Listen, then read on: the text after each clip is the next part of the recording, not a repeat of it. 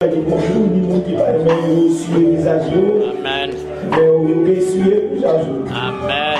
Avec un saint baiser, pas un baiser sur le visage. Amen. Et bien, on va pousser notre la faire un baiser sur le visage. Alléluia. Alléluia. C'est ce que Jésus dit. Amen. C'est un baiser. Il dit c'est un baiser, des baisers qui va comme Judas. Amen. J'espère que tu ne peux pas les baiser comme Judas. Amen. Un saint baiser. Parce qu'il y a des personnes qui font des baisers parce que le pasteur lui dit de faire un baiser. Amen, amen. Ça, c'est pas un baiser, ça. Alléluia. Alléluia. Tu le fais parce que je te dis de faire un baiser, mais tu le fais, mais moi, je n'ai pas fait. Amen. Vérité. Tu as fait un saint baiser. Un saint baiser.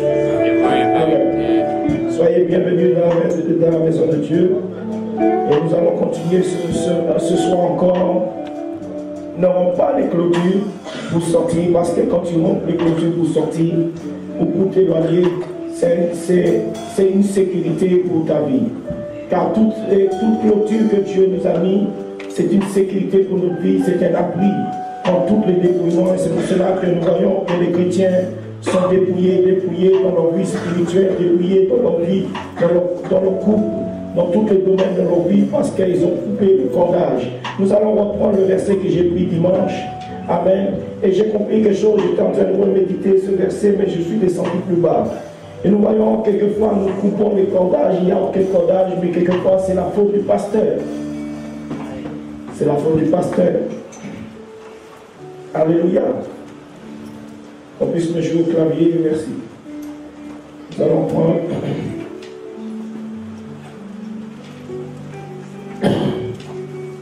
Jérémie 10, et je voudrais plus que les enfants puissent bouger. C'est ça pour ouvrir le Dieu.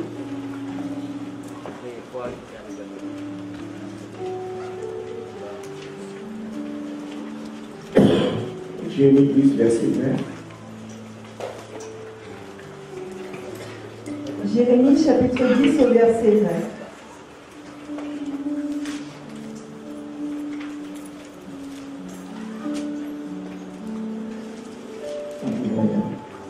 Quelqu'un puisse se lever dans la salle et prier pour la parole. La parole est Dieu lui-même, la parole est la vie. Quelqu'un puisse se lever pour prier pour cette parole. On nous va lever, Bertrand. C'est très important, la parole, nous devons honorer la parole.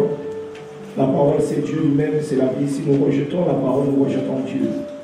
Nous rejetons la vie. Parce que la parole, c'est plus cher. Amen.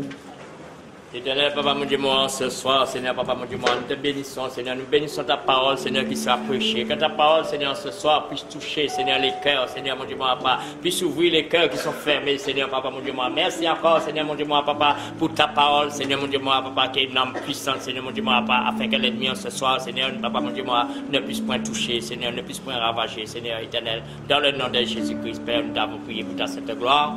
Amen. On va monter au 19. Jérémie chapitre 10 au verset 19.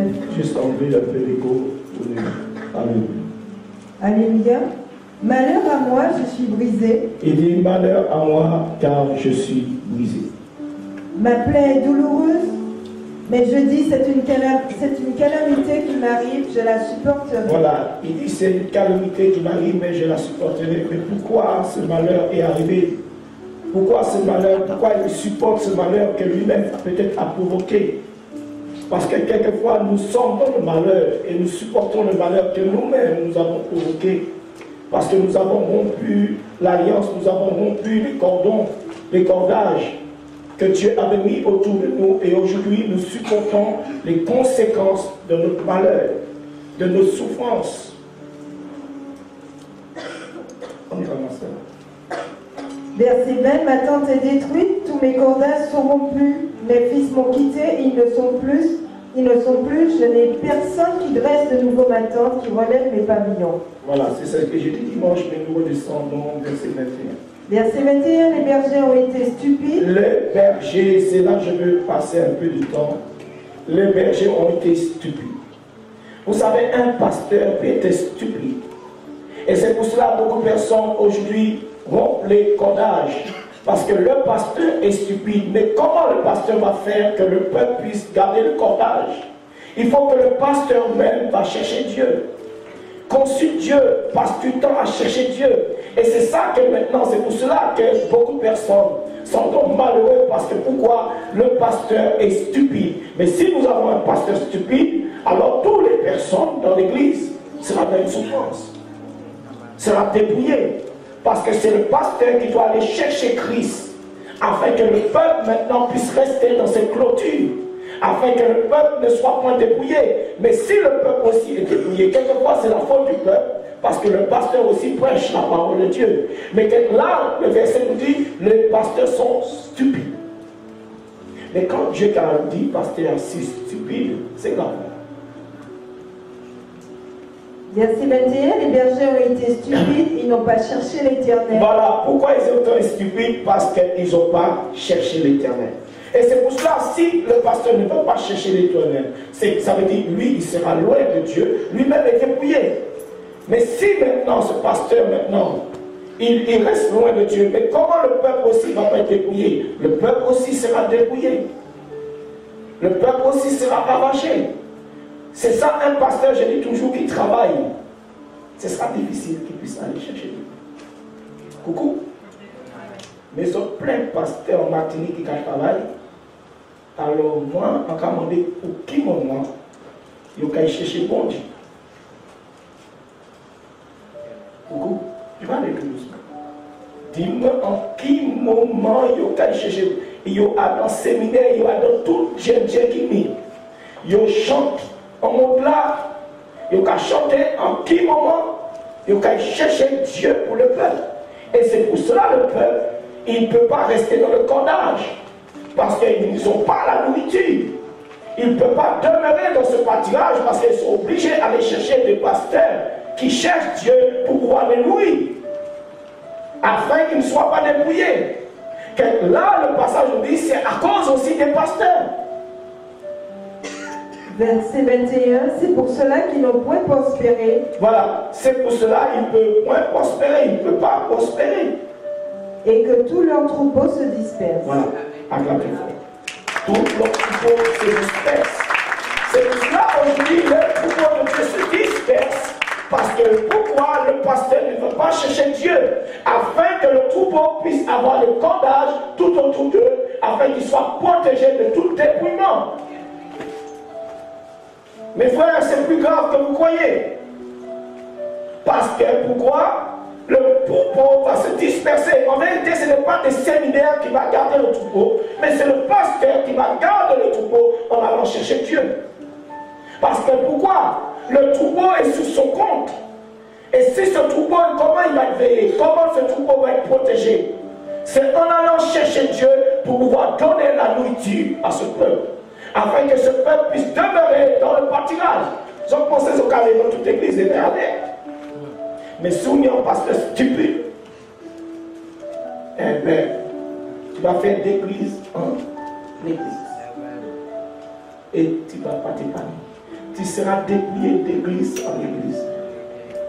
Parce que tu dois rester dans un pâturage où le pasteur qui cherche Dieu pour que tu puisses bénéficier de cette grâce. Afin que tu ne sois pas dépouillé. Et aujourd'hui, vous êtes dépouillés, martiniquais, martiniquaises. Ils ont calé dans tout séminaire qui lit. Mais le séminaire ne fera rien pour toi. Parce qu'en vérité, c'est le pasteur qui est le rôle, qui est le gardien, qui est le berger. Et tu dois avoir un bon pasteur. J'ai dit un bon pasteur. Ça veut dire quand n'importe quelle heure que tu peux appeler le pasteur, le berger, un berger ne dort pas. Un berger ne ferme pas son portable. Un berger est disponible 24 sur 24. Coucou. Sinon tu seras dépouillé.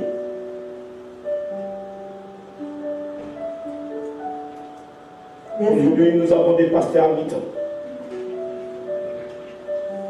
Alléluia. C'est très bien. Mais c'est ce que la Bible dit, ce n'est pas ça.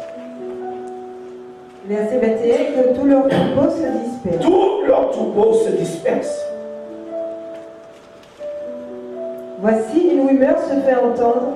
C'est un grand tumulte qui vient du septentrion pour réduire les villes de Juda en un désert et un repère de chacal. Alléluia. J'espère que vous avez compris un peu ce soir. Les brebis seront dispersées. Aujourd'hui, il y a plus de pasteurs qui font son rôle. Ils ne vont plus chercher Dieu. Et je vais te dire quelque chose, un pasteur qui fait ce rôle ne va pas chercher les autres. On parle d'un pasteur qui est sous le troupeau. Ne va pas chercher des pasteurs ailleurs pour faire des séminaires. Non. Non. Il est gardien de son troupeau. C'est lui qui veille sur son troupeau. Et Dieu a donné chaque pasteur à veiller sur son troupeau. Comment je peux abandonner? Je sens un petit peu mieux. Comment je peux abandonner mon troupeau? Et je pars dans un autre endroit pour des séminaires de 15 jours. Et j'ai un troupeau, je dois aller chercher Dieu pour les nourrir. Comment je vais faire? Je suis stupide. Je suis stupide. Et quand vous lisez plus bas, vous allez voir, il dit, quand vous rassemblez maison avec maison, vous rassemblez troupeau avec troupeau, Dieu dit, il se met en colère. Et c'est ça, séminaire avec séminaire, on rassemble toutes les églises ensemble, on fait des séminaires, on fait beaucoup de choses que Dieu est contre. Alléluia. Je ne vais pas le temps d'entrer de ça. J'ai préparé une prédication, ça fait une prédication déjà plus qu'un an sur les pasteurs. Et vous allez voir dans la Bible, il y a beaucoup de choses sur les pasteurs. Que Dieu rentre en jugement et Dieu les détruit. Dieu va les dévaster. La Bible dit, et ils auront des cris, des souffrances. C'est pour cela que vous allez voir des pasteurs souffrir, gémir, détruire, dépouiller. Parce que Dieu aussi va les dépouiller. Nous pouvons prendre cela avant que je commence. Nous allons prendre Jérémie 23. Ne vous inquiétez pas, je vais entrer. Nous sommes quand même dans le message.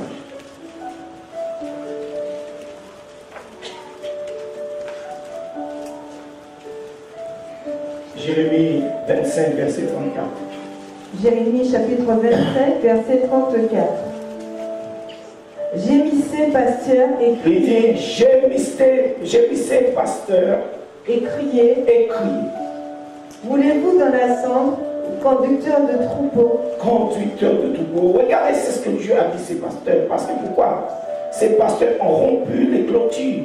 Ces pasteurs sont sortis. Ils se sont éloignés de leur sécurité. Eux-mêmes n'ont pas de sécurité. Et Dieu dit, vous serez dans le malheur. Car les jours sont venus où vous allez être égorgés. Voilà, Dieu dit que ces pasteurs sera égorgé. Égorgé par la maladie, égorgé par toutes choses. Mes frères, c'est plus grave que vous croyez. Amen. Je vous briserai et vous tomberez comme un vase de prix. Voilà, c'est ce que dit le pasteur, parce que les pasteurs, ils n'ont pas aussi gardé les clôtures. Et s'ils n'ont pas gardé les clôtures, ça veut dire qu'ils ne peuvent pas garder le peuple dans les clôtures. Ça veut dire que le peuple aussi va briser le clôture à cause des pasteurs. Verset 35, plus de refuge pour les pasteurs. Peu de refuge pour les pasteurs. Ça veut dire eux-mêmes, ils n'ont pas de clôture. Eux-mêmes ne pourront pas se réfugier. Eux-mêmes seront dépouillés. Plus de salut pour les conducteurs de troupeaux. Plus de salut pour les conducteurs de troupeaux. Ça veut dire que les pasteurs ne seront pas sauvés. Il y a des pasteurs qui ne seront pas. Coucou, vous êtes là? Vous êtes là. Et mon corps est mis beaucoup en Martinique.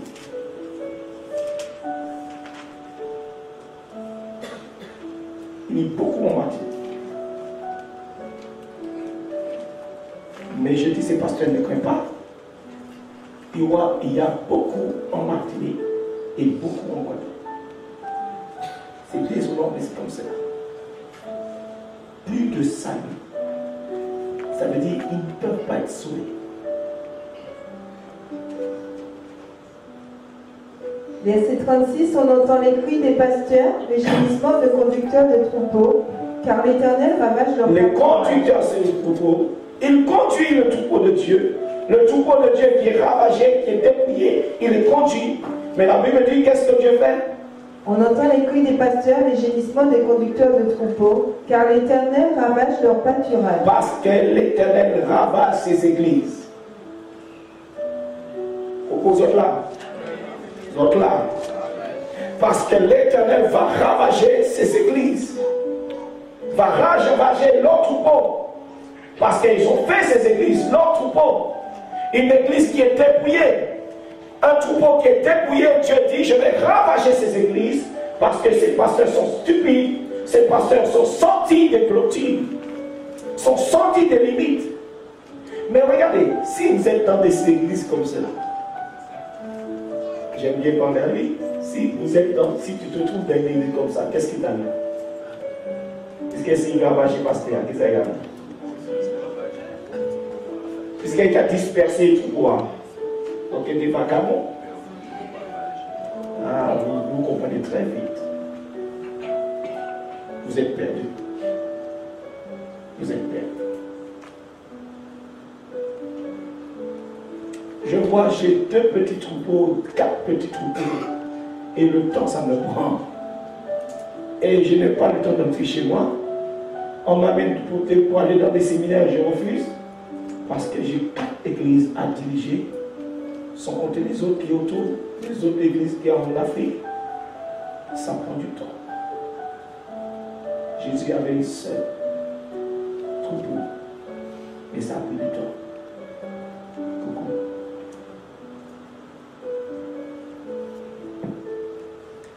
Amen. Jusqu'au verset 21, c'est bon. Nous sommes jusqu'au verset. C'est au verset 36. On entend le cri des pasteurs, les gémissements des conducteurs de troupeaux, car l'Éternel ravage le pâturage. Continue. Verset 37. Les habitants paisibles sont détruites par la colère ardente de l'Éternel. Les habitations paisibles sont détruites par la colère ardente de l'Éternel. Il a abandonné sa demeure comme un lionceau sa tanière. Voilà. Dieu abandonne ses lieux. Ça veut dire que Dieu n'est pas dans ses églises. Et je vais dire, chaque personne qui veut être pasteur, la tâche est grande. Ton jugement sera grand. Tu dois passer le temps à aller chercher quoi? Dieu. Tu cherches Dieu pour qui? Pour qui? Pour le troupeau. Et si tu ne cherches pas Dieu pour le troupeau, tu es quoi? C'est quoi un stupide? Peut-être en Martinique, au cas parler, c'est un couillon.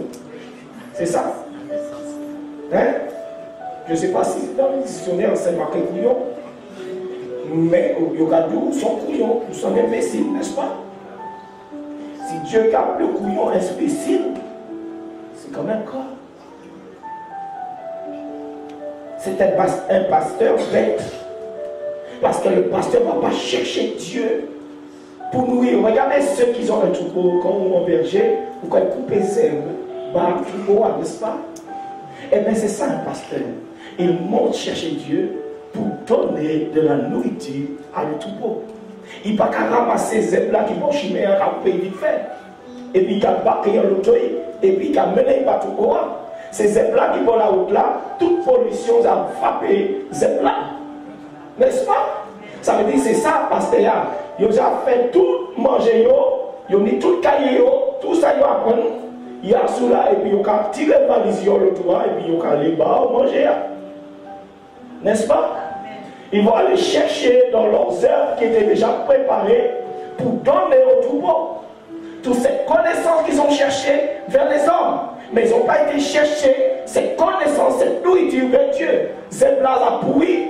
Il y a Zebla a pourri à ce caillou depuis longtemps. Et puis il y a caillou qui va au Zeb qui pourrit, qui pollue. Vous allez comprendre. Et puis ça qui vous fait Zeb à son internet qui pourrit.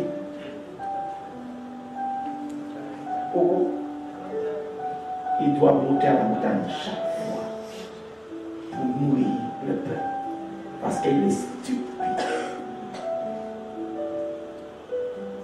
C'est pour cela que ces pasteurs à la fin, vous voyez, ben, il finit mal. Il gémit. Il a souffert à son lit d'hôpital. Il a dépouillé des santé. Il a dépouillé des madames. Il a dépouillé de toutes choses. Alléluia. Voilà la réalité. Même le pasteur n'est pas en ami. Nous allons prendre le cas. Mais un jour, je vais vous pencher, mais ce ne sera pas ici. Parce que ce sera très long, je pense que je vais reprendre l'enseignement pour voir tout ce que Dieu reproche à un pasteur. Et c'est très long. La Bible est marquée beaucoup pour les pasteurs.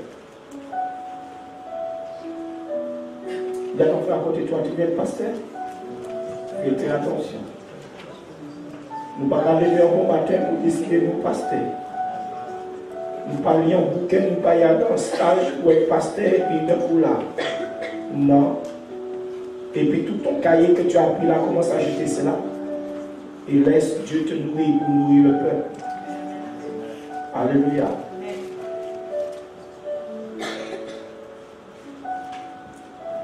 Luc, tu as compris pourquoi je passe des nuits blanches de tous les samedis? Tu as compris?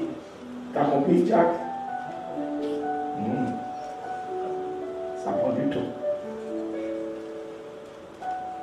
Pendant que le peuple dort, je cherche la nourriture pour le peuple. Pour nourrir les brebis du Seigneur Jésus.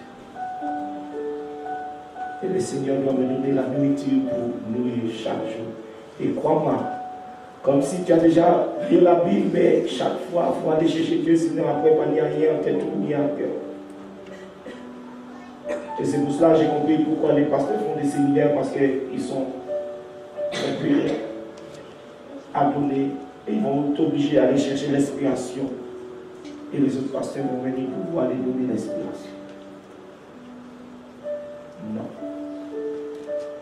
Toute ta vie sur cette terre, en tant que pasteur, tu dois avoir la nourriture de Dieu.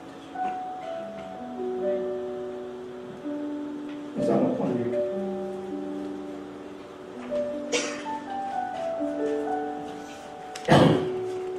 Luc 15, verset 12 à 13. Luc chapitre 15. Et après nous passons à Luc chapitre 15, au verset 12. Le plus jeune dit à son père, mon père, donne-moi la part du bien qui doit me revenir. Et le père leur parle. Voilà ce jeune homme qui avait ramassé tous ses biens. Il a demandé le père tous ses biens. Ça veut dire qu'il a voulu sortir du rempart. Il a rompu les clôtures. Il voulait sortir des clôtures pour aller dehors, pour s'éloigner de la maison de son père. C'est beaucoup de chrétiens, c'est comme cela. Ils prennent leur héritage. Peut-être tu as eu une femme, peut-être tu as été béni. Tu prends l'héritage et tu pars, tu demandes le père de partir de la maison. Mais nous avons beaucoup de chrétiens l'ont fait. Ils se sont mariés. Beaucoup de chrétiens ont eu tout leur héritage et ils ont pris leur héritage, mais ils ont lapidé leur héritage. Ils se sont éloignés et ils se sont fait dépouiller. Tout ce que Dieu avait mis en toi, tu l'as été dépouillé. Et c'est ça l'ennemi. Verset 13. Peu de jours après, le jeune fils, ayant tout ramassé, partit pour un pays éloigné où il dissipa son bien en vivant. Pour un pays éloigné, il s'est éloigné totalement de Dieu. Où il dissipa son bien en vivant dans la débauche. En vivant de la débauche. Voilà beaucoup de chrétiens qui se sont dépouillés. Ils ont reçu de la part du Seigneur Jésus. Ils sont sortis des clôtures. Ils ont rompu les clôtures pour partir, pour s'éloigner. Mais pourquoi? Pour vivre dans la débauche. Mon frère, quand tu casses les clôtures, quand tu prends, mon frère, l'héritage que Dieu a prévu pour ta vie, tu vas le lapider dans quoi? Dans l'impudicité. C'est pour ça, vous les jeunes là, si vous sortez, c'est automatiquement impudicité. Vous allez lapider tout ça. Vous étiez chante, vous allez lapider. C'est ce que Dieu a mis en vous. L'héritage, vous ne pouvez pas le faire fonctionner dehors. Vous allez lapider tout votre héritage. Vous allez détruire votre foyer. Vous allez perdre vos mariages. Vous allez perdre tout ce que Dieu vous a mis de côté pour votre vie. Et c'est ça que cet enfant a fait. Il a quitté l'église. Il a rompu le clôture. Et il est sorti, rempli, joyeux. C'est ça un chrétien. Quand il coupe mon frère, quand il coupe les clôtures, il est joyeux. Il est joyeux, il est parti de le monde, il est joyeux. Mais cette joie, c'est pour un temps. Écoutez-moi bien. Ce bonheur, c'est pour un temps. Il était content. Mais il a été dépouillé. Voilà beaucoup de chrétiens qui ont rompu les clôtures, qui sont partis avec tout l'héritage. Aujourd'hui, ces chrétiens sont vides. Aujourd'hui, ces chrétiens sont secs. Aujourd'hui, ces chrétiens qui se sont mariés à l'église, qui sont partis, ils ont lapidé leur mariage.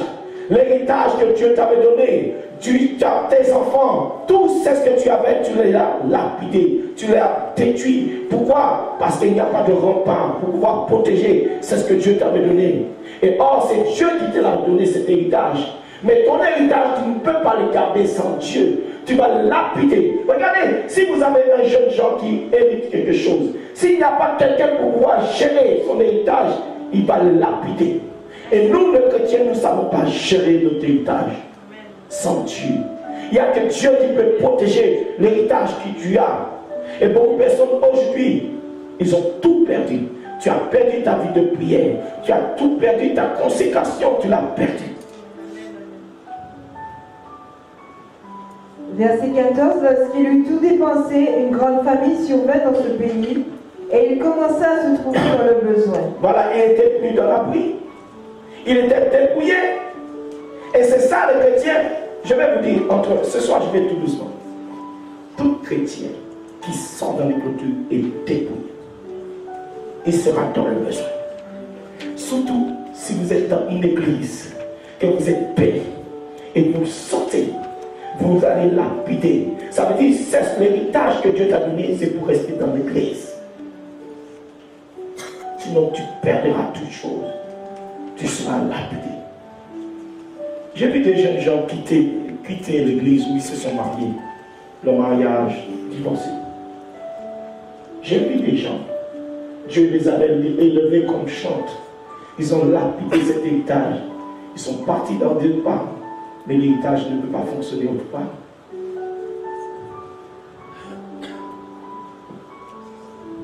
Au verset 15, il alla se mettre au service d'un des habitants du pays. Nous sommes au verset 30. Au verset 30, et quand son fils est arrivé, celui qui a mangé ton bien avec des prostituées.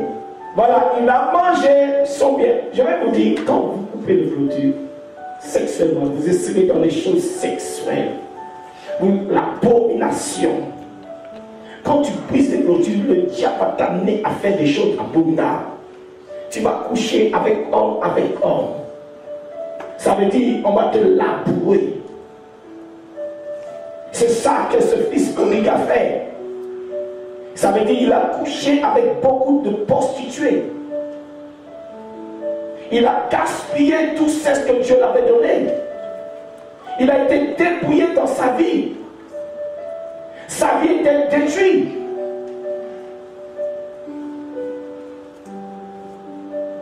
Et quand ton fils est arrivé, celui qui a mangé ton bien avec des prostituées, c'est pour lui que tu as tué le veau gras. Mais ce fils prodigue, il a vu qu'il était dépouillé, il a vu qu'il avait rompu les clôtures, il était sorti, il s'est éloigné, il a vu les conséquences par rapport à ces âmes qui s'étaient éloignés, sortis de la sécurité, l'abri. Mais il a pris la décision, même dépouillé, de revenir. Mais il y a des chrétiens, ils sont dépouillés, mais ils restent dehors. Tu as vu que tu as fait une faute, tu as vu que tu as péché, tu as vu que tu es sorti sous l'abri, il n'y a pas d'abri, il n'y a pas de sécurité. Tu es dépouillé, mais prends mon frère, prends conscience et reviens dans la maison de Dieu. Dieu peut te faire grâce. Mais il y en a qui sont têtes et ils restent dehors. Tu vas te tuer. Laisse la honte de côté et reviens. Dis à ton frère, laisse la honte de côté et reviens. Reviens, sinon mon frère, tu seras dépouillé de la vie.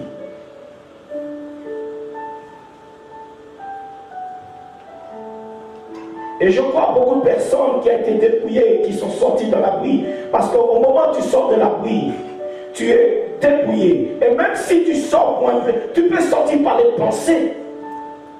Les pensées peuvent te amener à sortir, mon frère, à briser le clôture. Il y a des personnes, ils sont dans l'église, mais ils ont brisé le clôture par leurs pensées. Ils ont brisé les alliances par leurs pensées. Ils sont sortis des clôtures par leurs pensées. Ça veut dire qu'ils sont dépouillés. C'est pour cela que vous voyez des chrétiens dans l'église, mais ils ont rompu, pourtant ils sont dans l'église, mais ils ont rompu les clôtures. Dis à ton frère, tes pensées, où est tes pensées? Est-ce qu'il est dehors du pâturage? Ou est-ce qu'elle est, mon frère, à l'intérieur des clôtures? Parce que beaucoup de personnes, leur pensée est à l'intérieur du clôture. Regardez les pensées des enfants d'Israël. Ils étaient à l'extérieur des clôtures. Ils pensaient des choses. Ils pensaient aux choses du monde.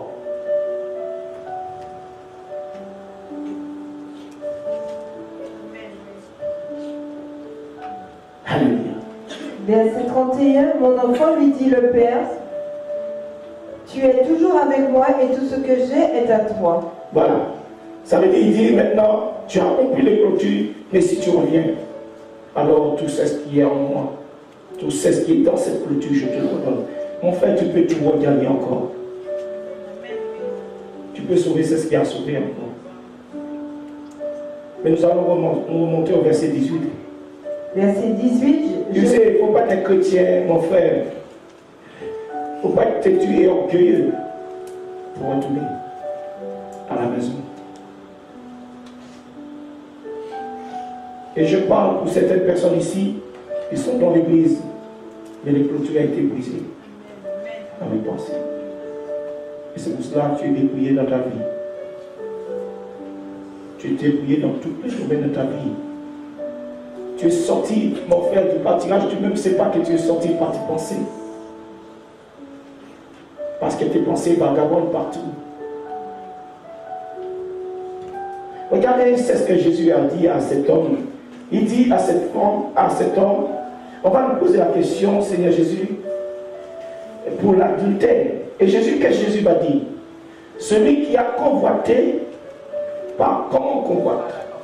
Par la pensée, a brisé les clôtures, a déjà couché avec cette, a déjà péché. Ça veut dire qu'il est sorti des clôtures. Il a rempli les clôtures par ses pensées. Le fait que tu peux voir une femme, tu le désires dans ton cœur, tu as brisé ces clôtures. Et il ne faut pas s'étonner dans ton mariage, tu as des problèmes.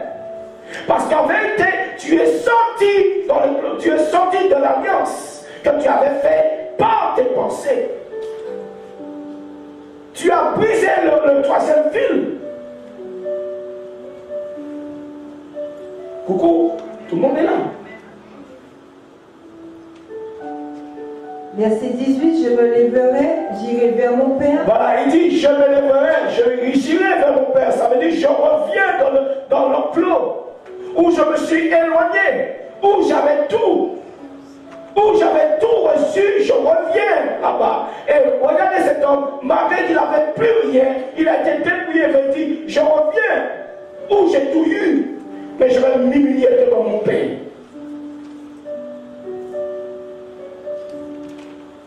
Je me lèverai, j'irai vers mon Père et je lui dirai. Quand est-ce qu'il est venu pour y tourner? Quand est-ce qu'il est dit, quand est-ce qu'il est venu pour y tourner quand papa qui est bon Dieu. En maison, papa. Parce que tu seras dépouillé dans ta santé. Tu seras dépouillé dans tes finances. Tout c'est ce que tu vas faire. Beaucoup de chrétiens, Dieu les a donné un travail. Mais aujourd'hui, tu ne vois pas la fin du mois parce que tu es dépouillé. Parce que tu as pris cet argent que Dieu t'a donné pour aller profiter dans le monde. Tu es dépouillé. Tu vas acheter une voiture, la voiture tombera en panne. Tu achèteras des frigos, les frigos vont tomber en panne. Tu auras toujours des choses. Ça veut dire ta santé aussi. Ça veut dire que tu seras toujours dans les médecins aussi. C'est là aussi le dévoreur passe. Il va te grappiller dans ta vie. Il va ronger ta vie.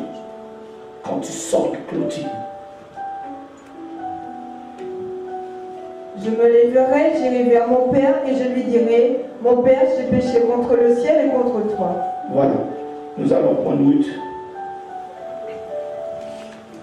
Mon frère, il faut reconnaître. L'éloignement, mon frère, va te porter que de malheur. L'éloignement de Dieu, mon frère, loin de Dieu, va t'amener à souffrir, perdre tout ce que tu as.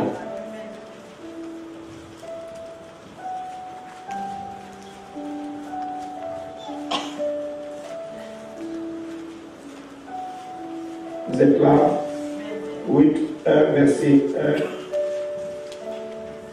1. Et puis nous allons passer à, comment ça s'appelle, à 7. Ruth chapitre 1, verset 1. Du temps des juges, il y eut une famine dans le pays. Un homme de Bethléem. Voilà quelqu'un au moment difficile qui passait dans l'église. Le difficile, et il va quitter l'église du Seigneur Jésus. Et il va sortir de l'enclos, il va briser cet enclos. Il va rompre cet enclos pour pouvoir sortir, pour pouvoir s'éloigner d'un autre endroit. Et il va aller dans cet endroit, il va mettre son abri pour un temps. Mais l'abri qu'il va construire, cet abri, Christ ne sera pas dans cet abri. Il va faire un abri pour ses enfants, un abri pour sa femme, mais Christ ne sera pas dans cet abri. Parce que cet abri a été fait par la main d'homme. Mais il est sorti de là. Mais la Bible dit, cet homme est mort. Ses enfants sont morts. Ça veut dire, cette femme a été dépouillée de sa famille. Et cette femme a perdu toute sa famille. Mon frère, quand tu sors des clôtures pour aller dans le monde, tu perdras ta famille. Tu perdras tes enfants. Surtout si Dieu, tu t'es marié à l'église. Si Dieu t'avait donné un mari et tu es parti loin d'un enclos avec tes enfants, loin d'un enclos avec ta famille, tu perdras ce que tu as reçu. Combien de personnes qui n'ont pas compris? Ils ont qu'à peine les autres. Pourtant, vous êtes mariés à Christ, mais vous ne venez plus venir à l'église. Vous perdrez votre mariage. Regardez, quand vous avez reçu le mariage, Dieu vous a béni où? Dans l'église, n'est-ce pas? C'est là que vous avez été béni, n'est-ce pas? Quand vous avez eu votre enfant, vous avez présenté vos enfants à Dieu, n'est-ce pas? Dieu garde vos enfants, n'est-ce pas? Mais quand vous sortez de clôture, est-ce que la bénédiction maintenant est valable? L'alliance est brisée. Vous avez rompu les clôtures. Vous êtes dépouillés de toutes les choses que Dieu vous a données. Alléluia.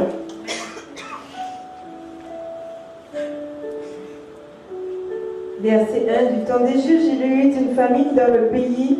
Un homme de Bethléem de Juda partit avec sa femme et ses 2 fils pour faire un séjour dans le pays de Moab. Voilà. Verset 7. Verset 7.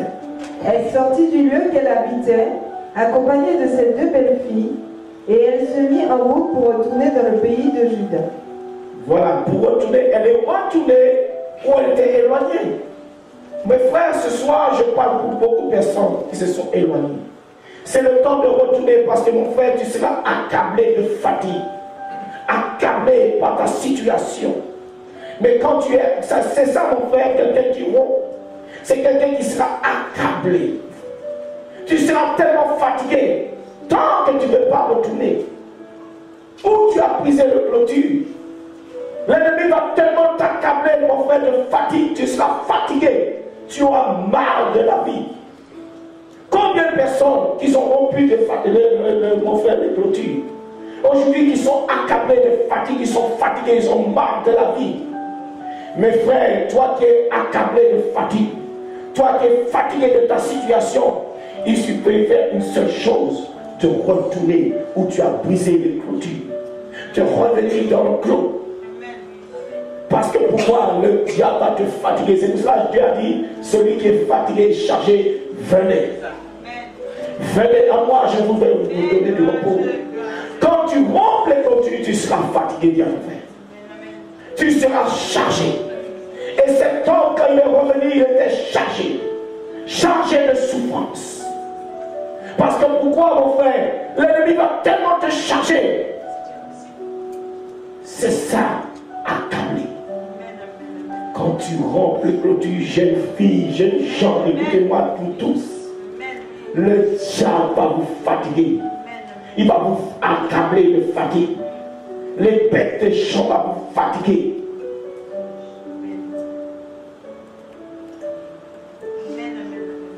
C'est ça, coupure, rupture des clôtures.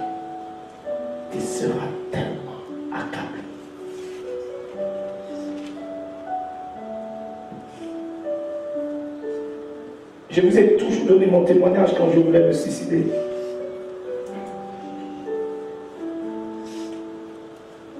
Je me suis éloigné peut-être de Dieu parce que je souffrais dans l'église.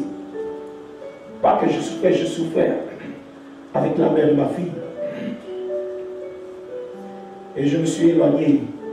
Mais j'étais tellement accablé. Pourtant j'allais à l'église, je n'avais pas, c'est une semaine. Pour prendre un peu d'air. Même l'air ne me rafraîchissait pas. J'étais tellement accablé. J'en avais marre de la vie. J'étais fatigué. Mais j'ai demeuré dans la maison de Dieu sur mon famille. À la maison de Dieu.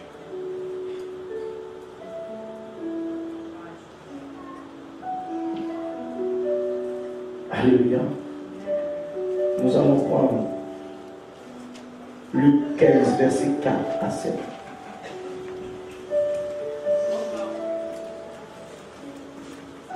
Luc chapitre 15, verset 4 à 7.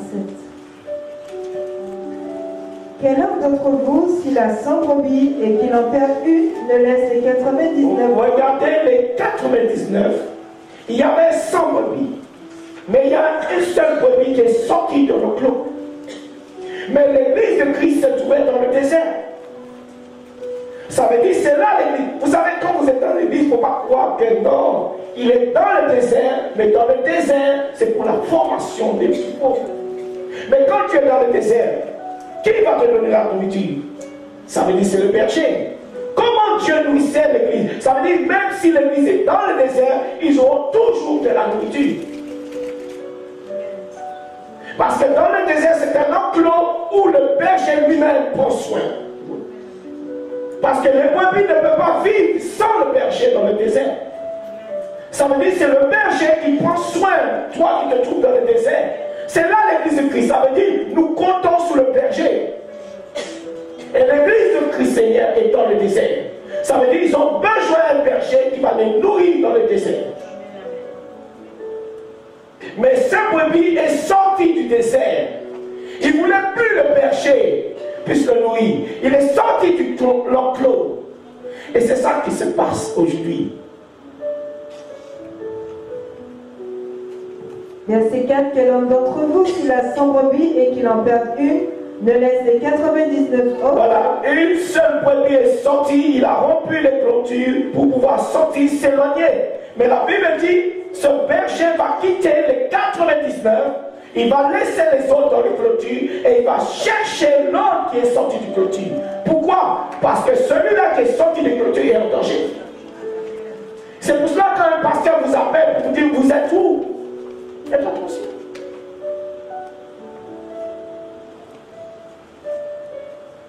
Moi, je n'appelle pas les gens deux fois. Si tu me dis, tu prends un peu de recul, mais prends du recul. C'est ça que j'ai dit à un jeune homme. Il me dit, pasteur, non, jamais. Je vais retourner dans le monde. Je dis, ah bon. Je vais vous dire quelque chose. La Bible dit, le diable t'éloigne pour mieux t'attraper. Ça veut dire qu'il t'éloigne, c'est pour isoler comme il a isolé le fils prodigue. Pour mieux le dépouiller.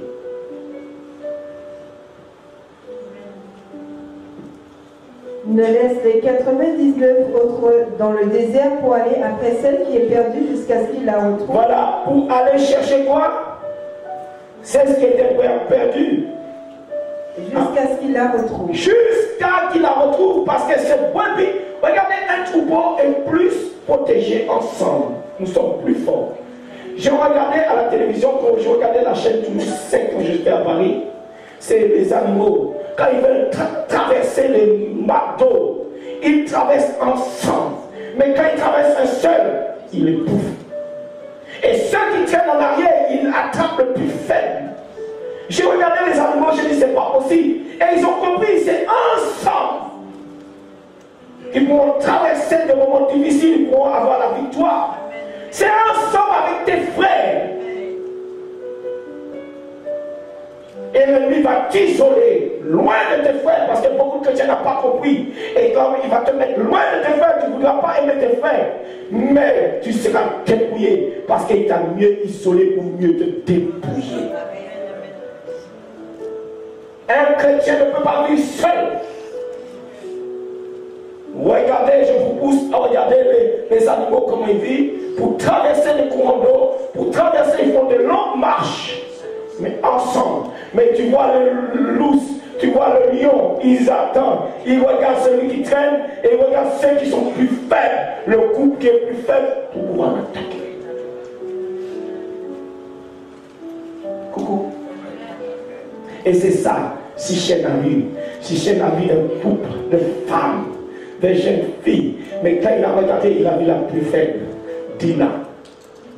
Toutes les autres sont parties. Mais Dina, il a attrapé, il mordait. Marche avec des groupes de femmes. Et tu verras.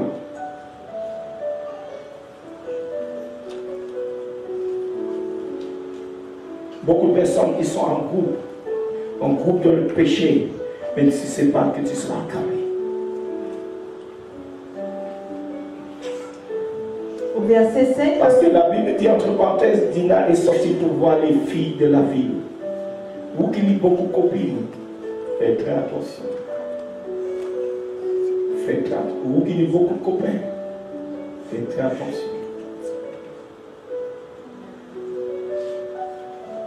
Ça veut dire, le troupeau s'est éloigné, le troupeau de Dina s'est éloigné, mais Dina est restée là, seule. Et Dina a été rattrapée.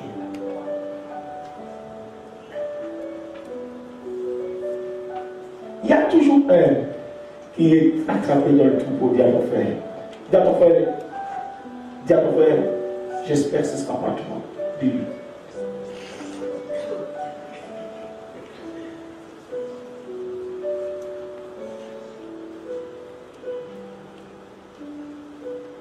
Alors, la Bible dit, il est sorti parmi les 99, parmi les 100, il est sorti du troupeau.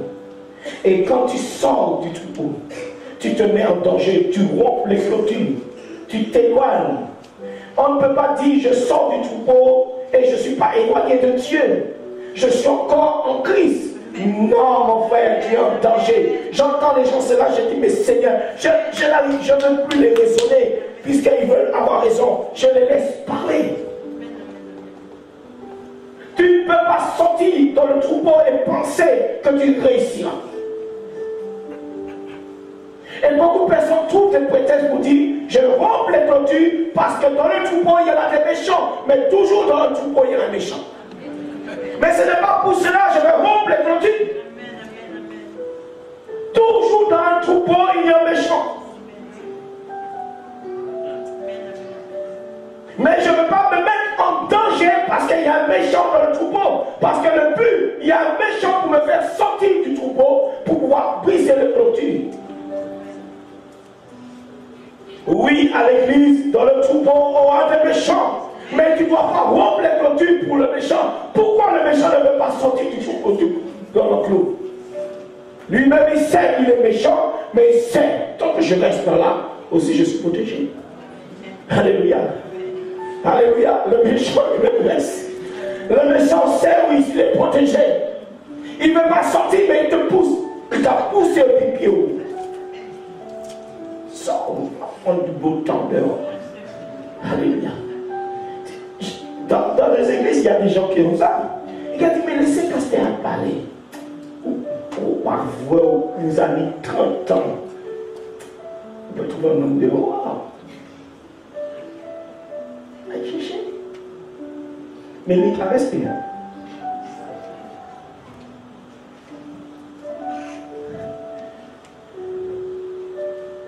Il y a les crocodiles aussi. Et dans la Bible, il est marqué crocodile. Vous ne vous inquiétez pas, dans la Bible, il est marqué crocodile. Oui, c'est marqué les crocodiles. Il y a des crocodiles aussi qui l'attendent.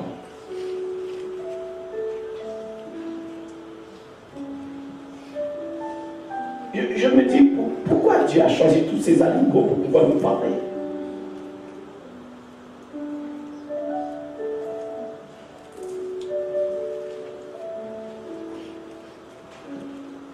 l'homme là qui a mordu, qui a mangé au crocodile.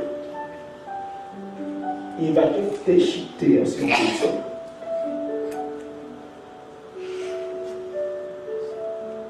Vous savez, un crocodile, il rigole toujours.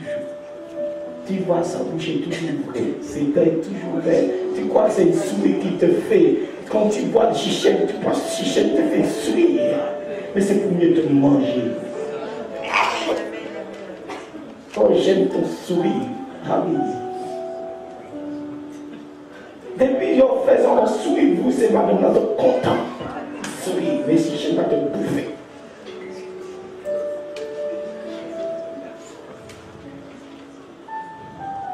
Dis à ton frère, le diable, c'est sourire. Hein? Ah, il sourit très bien. Quand tu veux quelque chose, pourquoi tu ne vas pas te mettre nu? Tu es méchant, tu vas sourire, n'est-ce pas? Il y a des femmes qui sont tombées et charmées par des sourires. Oh, vraiment qu'il sourit bien. Juste parce qu'un homme t'a souri, tu es tombé amoureux. Les sourires, c'est du charme. Hein? Et battre les cils aussi, c'est du charme. Hein? Quand une femme commence à battre ses cils.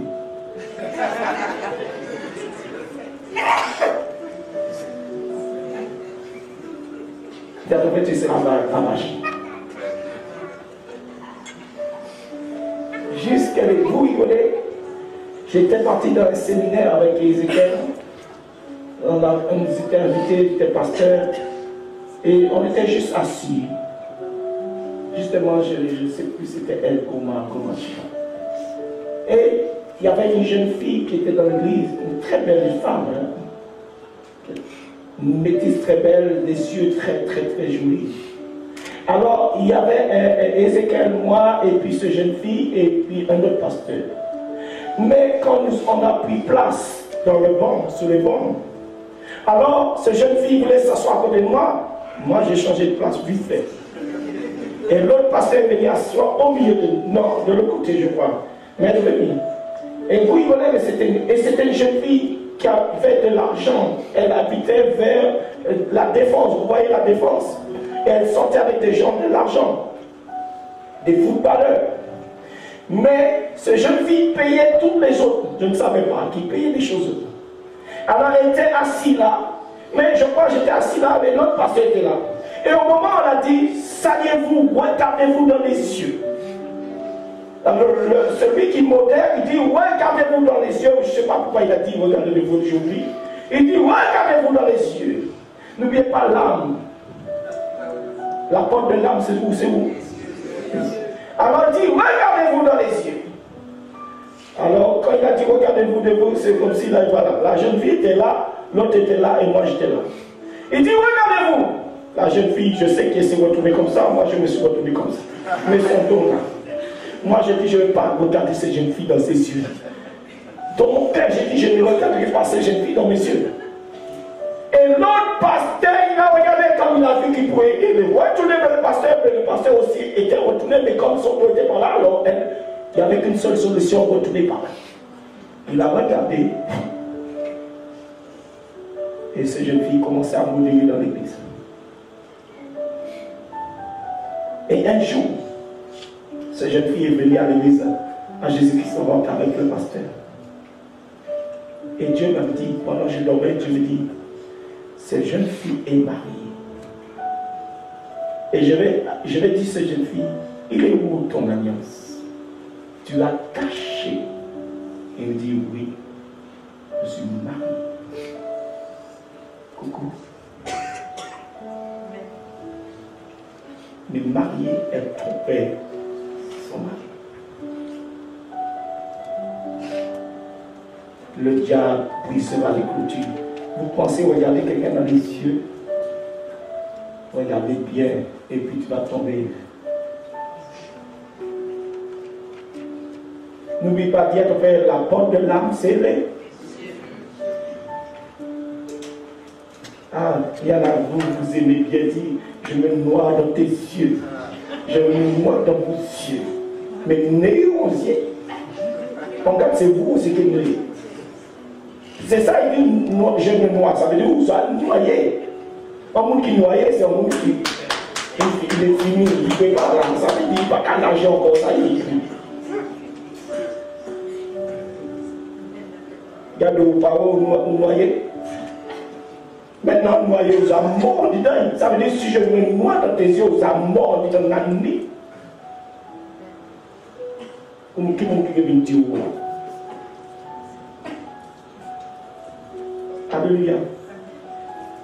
Verset 5, lorsqu'il l'a retrouvé, il la met avec joie sur voilà, son épaule. Il la met avec joie sur son épaule. Voilà une âme qui s'était rompue les clôtures, une âme qui était sortie de l'enclos, une âme qui était sortie de la vie, qui était dépouillée. Ça veut dire qu'il était perdu dans la ville. Ça veut dire Dieu est parti chercher, le pasteur est parti chercher cette âme et il l'a mis sur son épaule. Et il l'a ramené à l'église.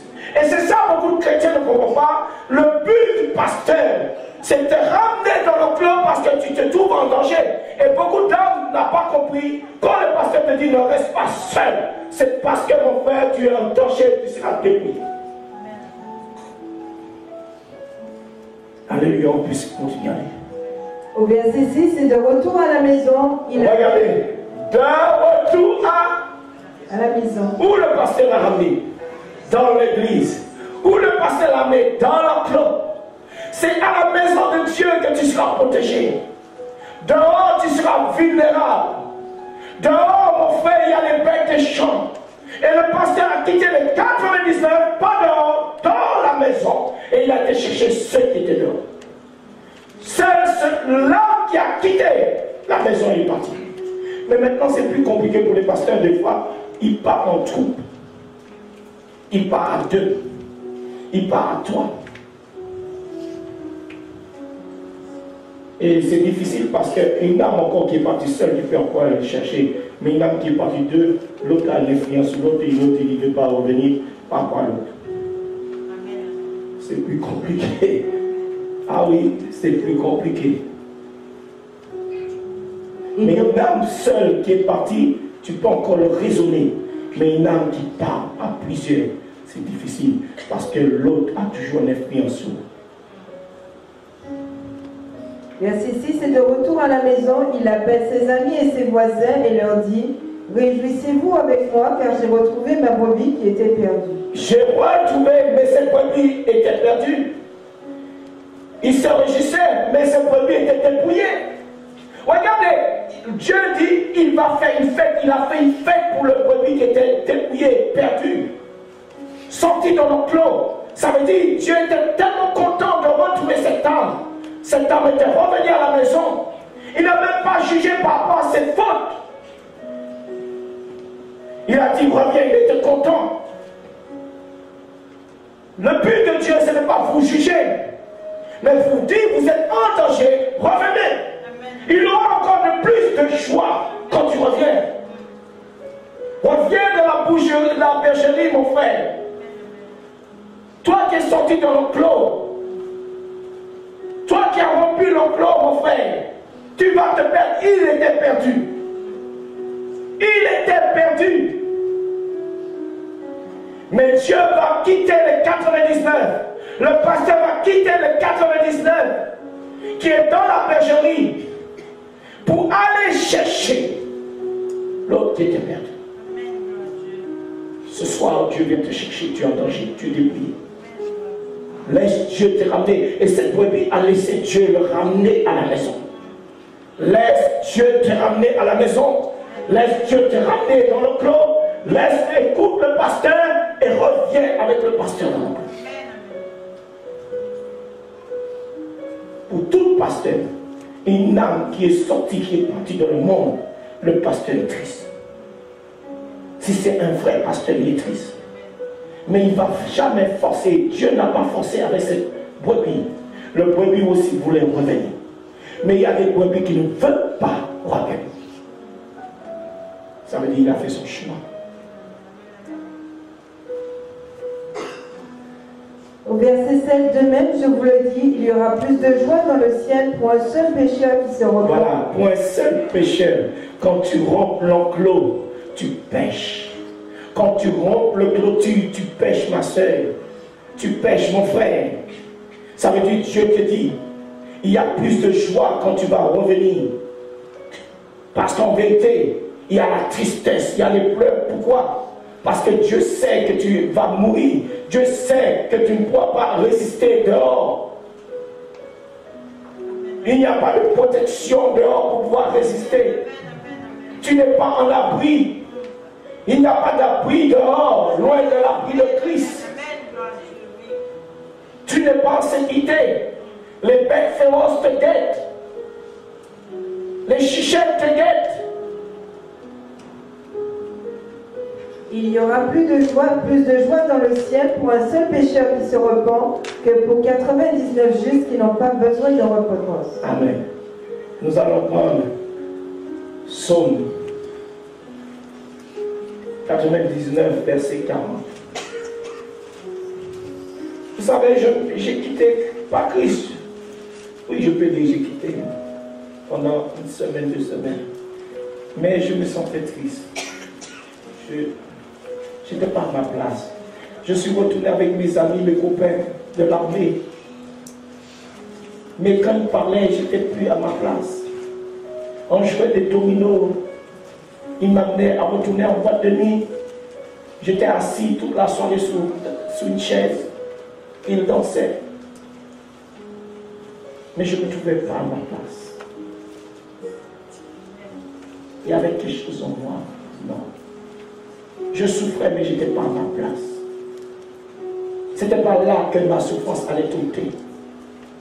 Mais c'était retourner dans le clou. Et je dis toujours, Dieu merci pour cette femme que tu as utilisée, qui était dans la boîte de nuit, qui m'a ramené à l'église. Et c'est là que j'ai compris, Seigneur, comment tu m'aimes. Tu m'as utilisé une femme peut-être qui est retournée dans le monde, elle était chrétienne, elle est retournée dans le monde. Mais tu as utilisé cette femme pour me ramener. J'étais à une table dans la boîte de nuit et cette femme va venir me parler, va me dire qu'elle est chrétienne. J'ai dit, ah bon, il y a des chrétiens dans les boîtes de nuit aussi. Et cette femme me disait qu'elle souffrait aussi.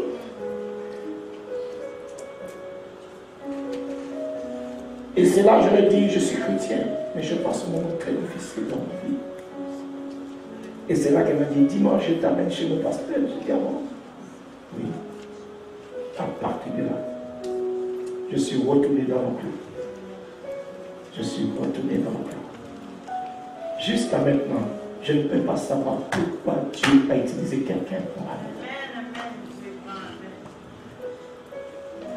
Dans la boîte de nuit, Dieu m'a amené au temple. C'est là que j'ai compris que Dieu me disait, tu ne peux pas être, tu n'es pas en sécurité. Reviens dans le pâturage. Et jusqu'à ce aujourd'hui, ça me marque jusqu'à maintenant, ces choses-là que Dieu a posées pour ma vie, ça me touche. Il m'a ramené dans le clos par une étranger que je ne connais pas.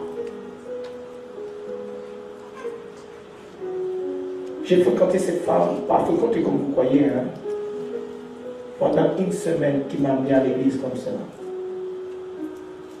Et après, j'ai perdu. Je suis retourné dans mon église.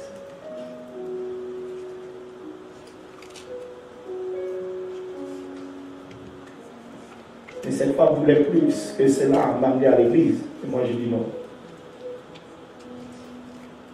J'ai retrouvé, c'est ce que j'avais perdu. Je suis retourné dans le clou. Dieu peut utiliser un étranger pour te ramener dans le clou. Pour te faire rentrer. Vous allez voir quelquefois des personnes qui ne connaissent pas Christ peuvent te parler de Jésus pour te dire, ma soeur, mon frère, Dieu me te dit de revenir à lui. Peut-être ne connaît pas Christ, mais Dieu peut mettre une parole dans quelqu'un qui ne connaît pas Christ pour te dire, retourne à Dieu.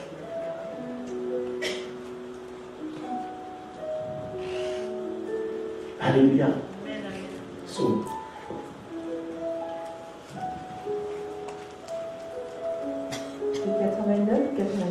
Psaume 89, verset 40.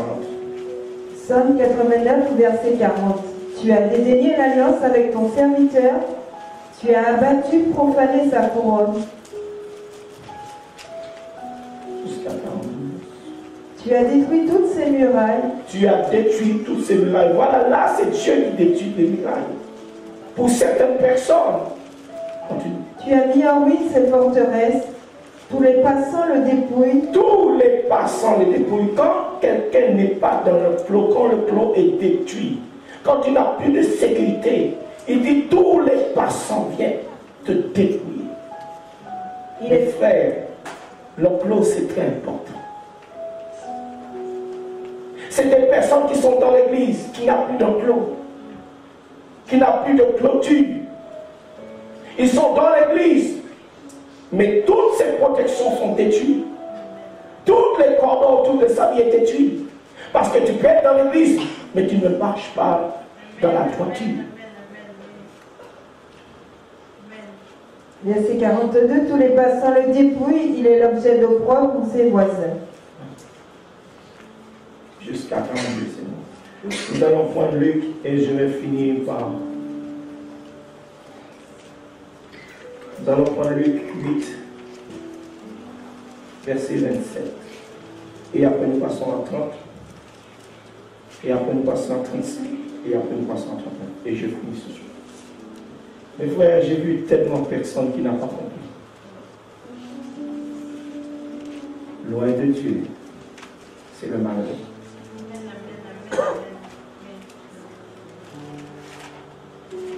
Tu ne peux pas vivre loin de Dieu. Nous voyons une femme, avant cela, nous allons prendre Genèse 16. Genèse 16, verset 6. Et nous passons à 8 à 10. Et après, nous allons reprendre le verset 10. Genèse chapitre 16 au verset 6. Abraham répondit à Sarai, voici ta servante est en ton pouvoir, agis à son égard comme tu le trouveras bon. Alors Sarai la maltraita. Sarah, la servante d'Agar, le maltraitait. Elle était dans l'enclos, mais elle était maltraitée par la servante. Mais regardez cette servante, comment elle maltraitait, mais Sarah va quitter l'enclos. Mon frère, tu peux avoir des personnes qui te maltraitent dans l'enclos. Mais est-ce que je vais quitter l'enclos? C'est la question. C'est pour ça que quand j'entends les chrétiens parler, ah non, je quitte parce que quelqu'un, voilà, les gens sont ouverts, les gens me maltraitent, je quitte. Mais tu as un problème. Agar a fait la même chose, elle a quitté l'enclos. C'est pour ça que quand j'entends les gens parler, je suis là. Mais je n'arrive pas, je ne veux même pas les raisonner parce que pour eux, ils ont raison. Pour eux, ils ont raison. J'étais maltraité dans les églises, mais je restais dans l'église. Et Dieu un jour m'a dit, tu restes là. Et je suis resté. Il est au courant, j'étais dans cette église, il était avec. Je suis resté. Même un autre pasteur va m'appeler, il a vu un rêve. J'étais comme vous, assis parmi les appelés. Et il m'a dit, Jérémie, je te cherche partout. J'ai vu un rêve sur toi. Tu es dans un enclos, mais toutes les autres te frappent, mais toi tu ne dis rien, tu restes là, tu ne bouges pas. Et c'était vrai. Je ne bougeais pas. J'étais maltraité par les autres aussi qui avaient une appel. Ils étaient jaloux de mon appel. Ils ne voulaient pas que le pasteur m'élève. Ils ont tout fait, même la femme du pasteur, pour qu'on ne m'élève pas. Même pour me consacrer entre prophètes. Ils ont tout fait.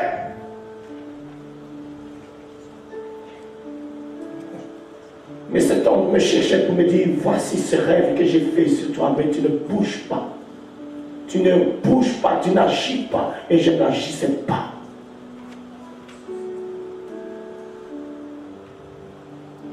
Je n'ai pas sorti de l'enclos parce qu'il voulait que je sorte de l'enclos. Tant que Dieu ne m'avait pas dit de sortir, je ne sortirais pas. Pourtant, j'étais maltraité.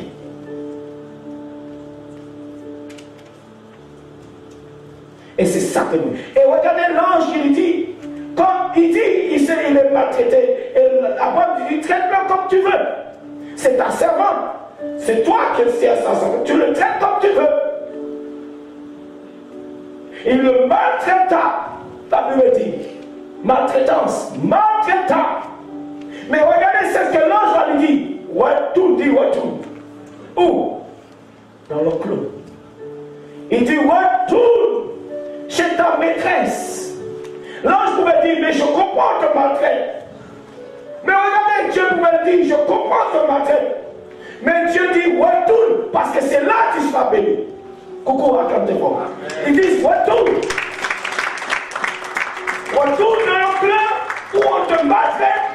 C'est là que je vais te bénir. Tu vas pas comprendre. Tu vas pas comprendre. C'est là que Dieu m'a maltraité, c'est là qu'on m'a élevé, c'est là qu'on m'a consacré en tant que prophète. Attends fort. Oui. Oui. Et si j'étais sorti, peut-être qu'on n'aurait pas me consacrer en tant que prophète, même si on ne voulait pas, mais on m'a consacré dans cette église qu'on ne voulait pas que je sois prophète. Coucou. Ils ont commencé à comprendre. Ils ont commencé à comprendre.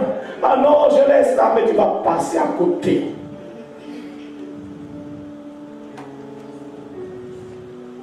Alors Sarai la maltraita et Agar s'enfuit loin d'elle. Agar s'enfuit loin d'elle, voilà. Elle a comment ça s'appelle, rompu les clôtures. Elle est partie loin de sa servante. Elle allait tout perdre. Continue. L'ange de l'Éternel la trouva près d'une source d'eau dans le désert. Voilà, près d'une source, dans le désert. Vous pouvez aller dans l'autre source, vous pouvez aller dans l'autre église, vous pouvez aller dans l'autre source, ouais. Il y avait une source. Tu peux aller dans une autre église. Mais tu seras perdu. Elle avait tout pour pouvoir se nourrir. Elle avait la source, n'est-ce pas? N'est-ce pas? Elle avait une source, n'est-ce pas? Mais c'était là qu'elle devait rester dans cette source. Elle devait retourner dans la source où Dieu l'avait placée pour qu'elle soit bénie. Vous commencez à comprendre. J'ai dit, vous commencez à comprendre la révélation de la parole. L'ange de l'Éternel la trouva près d'une source d'eau dans le désert, près de la source qui est sur le chemin de Shur. Il dit, Agar, servante de Sarai, nous sommes au quel verset? Verset 8. Oui. Il dit, Agar, servante de Sarai, d'où viens-tu et où vas-tu? Voilà, d'où viens-tu? Pourquoi tu as coupé les clôtures? Pourquoi tu as rompu les clôtures? D'où viens-tu? Où tu es sorti? Dans quel pâturage tu es sorti? Elle répondit, je fuis loin de Sarai, ma maîtresse. Je fuis loin de mon pâturage, loin de ma servante. Pourquoi? Et c'est ce que l'ange va lui dire, soumets-toi. Ça veut dire quand vous êtes dans un pâturage, vous devez vous soumettre. Alléluia. Mais c'est ce qu'elle était maltraitée. Mais comment l'ange va lui dire, soumets-toi? C'est quelqu'un qui te maltraite. Coucou. Coucou. Et nous allons voir pourquoi l'ange lui dit de soumettre, parce qu'il y avait une récompense dans toute cette maltraitante. Après toute cette maltraitante, il y avait une récompense. Verset 9, l'ange de l'Éternel lui dit, retourne vers ta maîtresse et humilie-toi sous sa main. Humilie-toi sous sa main. Laisse-toi maltraiter, humilie-toi. Ne parle pas. Obéis-la. Même si elle veut te maltraiter, écoute-la. Ne sors pas du pâturage. Tu ne seras pas béni. Ne coupe pas les clôtures que tu es maltraité. Reste là. Je vais vous dire, l'histoire là, je l'ai relis encore aujourd'hui, mais ça me pensait à ma vie. C'est la même chose, Dieu me dit, reste là. L'ange de l'Éternel lui dit, et crois-moi, chaque dimanche, chaque jour, je pleurais dehors sur ma chaise et je revenais. Je retournais avec lui. Au verset 10, l'ange de l'Éternel lui dit, je multiplierai ta postérité. Je multiplierai ta postérité. C'est là qu'il dit, je vais te bénir. Hors de cette clôture, tu ne seras pas béni. Dans la source où tu es, tu ne peux pas être béni. C'est dans la source que je te mets. C'est là que tu seras béni.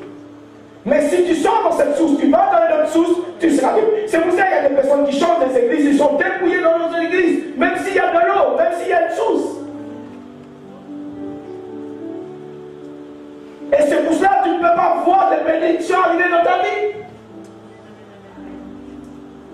C'est dans le pâturage où Dieu t'a mis, même s'il y a des choses, même si tu es maltraité, même si c'est dur, il te dit reste là, parce que c'est là que je vais t'élever, c'est là que je vais te bénir, c'est là que je vais te marier, c'est là que tu auras des enfants, c'est là que je vais élever ta postérité.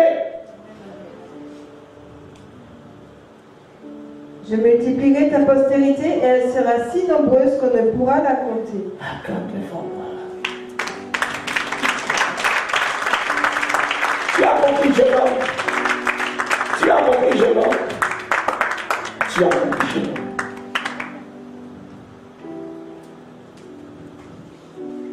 Si vous étiez dans la marche avec moi quand j'ai marché jeune chrétien, vous allez comprendre ce que j'ai vécu.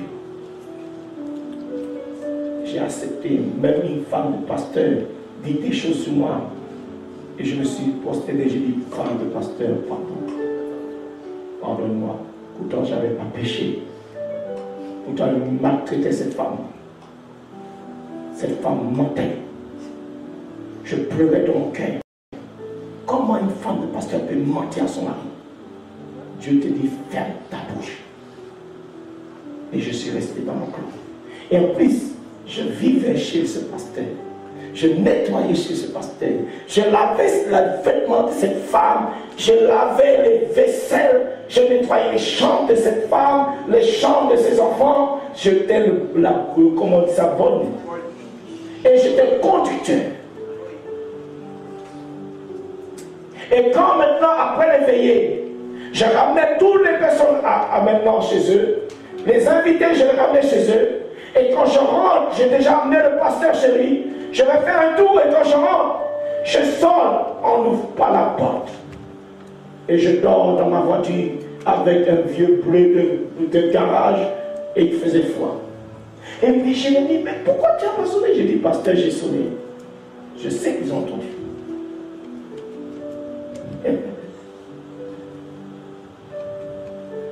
La nouvelle sera humiliée. Mais tu ne dois pas sortir des colons. D'ailleurs, tu ne dois pas sortir encore. Tu seras humilié. Oui. Oui. Et le même pasteur qui me dit, Jérémie, je ne peux pas te consacrer. Ma femme ne veut pas. Mais un jour, malgré toute leur méchanceté, je faisais toujours ma tâche. J'étais toujours à mon poste. C'est le seul endroit où j'ai dit, moi, je ne fais pas derrière le pupitre pour faire modérer, je ne veux pas. Mais j'étais toujours en train d'arranger l'église. J'ai arrangé les micros, j'ai réglé tous les micros tous les matins, comme d'habitude. Je n'ai pas changé mon travail. Et un jour, j'étais en train de réparer les micros et le pasteur m'appelle, Jérémie, viens. Je ne peux pas te consacrer, mais ce soir, aujourd'hui, tu seras consacré. Je ne peux pas moi-même te consacrer parce que ma femme ne veut pas. Mais Dieu veut que tu sois consacré. Et c'est un invité qui venait. Il m'a consacré. Et c'est ce que l'invité m'a dit. Dieu t'élève parmi des loups. J'ai pleuré ce jour de consécration. C'est cette phrase qui m'a dit. Dieu t'élève parmi tes loups. Dieu m'a élevé parmi tes loups. Voilà ma consécration. C'est cette phrase qui est sortie dans la bouche de l'apôtre qui n'était pas là, qui n'était pas dans cette église. Mais il m'a dit, Dieu t'élève parmi les loups. Il fallait que je sois humilié pour que Dieu m'élève. Et les loups, c'était pour que je sois élevé. Et un jour, je vais rencontrer ce pasteur à Saint-Denis, sur comment ça s'appelle, l'endroit là, le Saint-Denis, il y a une grande allée, comment on appelle cela, la rue piétonne. Marcher, il me dit, Jérémie,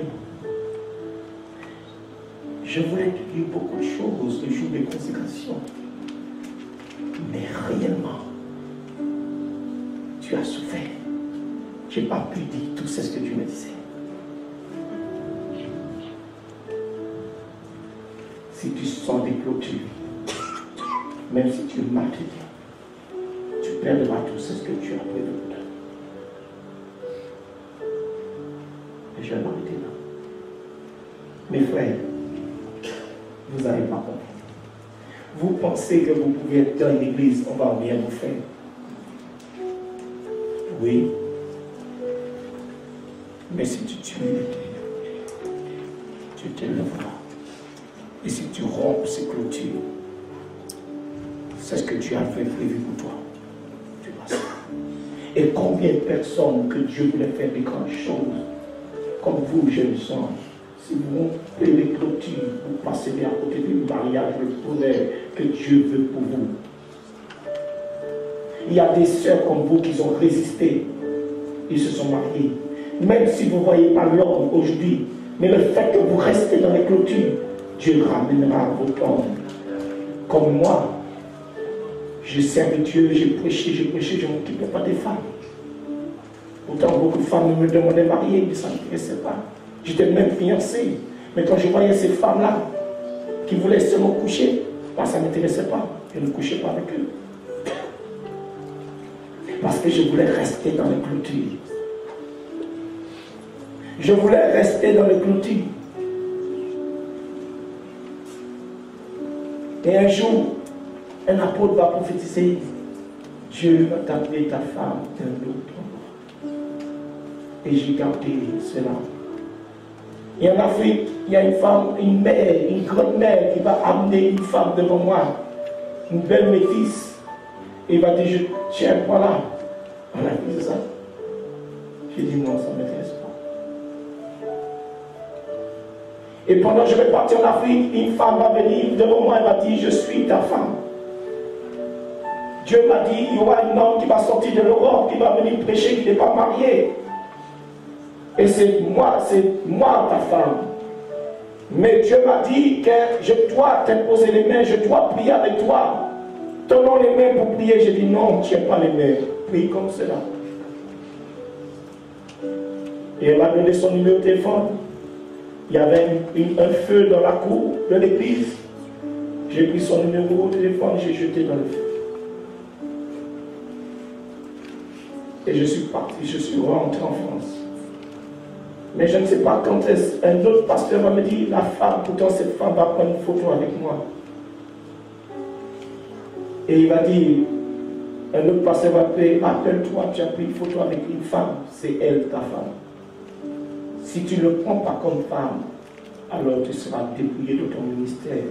Ça n'ira pas, c'est cette femme. Je ne suis pas tombé dans le piège. Ils m'ont dit, si tu ne prends pas avec cette femme, dépasse-t-elle. Tu détruiras ta vie, tu détruiras ton ministère. Et ça fait plus que 10 ans. Je ne suis pas détruit. Faites attention. Des prophéties peuvent vous amener à sortir de l'enclos, à briser les enclos pour sortir. Et beaucoup de personnes dans les églises, on vous a donné des femmes pour sortir de l'enclos. Ce n'est pas le pasteur qui doit choisir la femme pour toi. Ce n'est pas le pasteur qui doit choisir le mari pour toi. Comment quelqu'un, il ne sait pas avec qui il va se marier? Et j'aime pas tellement qu'on me dit des rêves. Dieu m'a parlé en rêve. J'ai vu avec une robe de mariée. Diabla aussi peut pas en robe de mariée. Alléluia. On va se lever. Ne sortez pas dans l'enclos. Agar était maltraité. Et il y a des mariages. Vous rompez l'alliance comme et vous sortez dans le clos, vous brisez votre mariage parce que vous passez des moments difficiles. Le but de le diable, qui a des difficultés dans les mariages, et vous brisez le clos.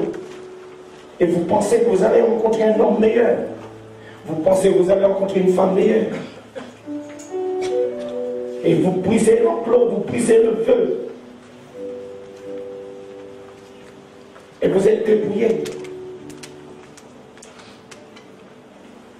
Combien de femmes qui a divorcé, combien d'hommes qui a divorcé en pensant qu'ils allaient trouver hors de cet enclos une autre femme.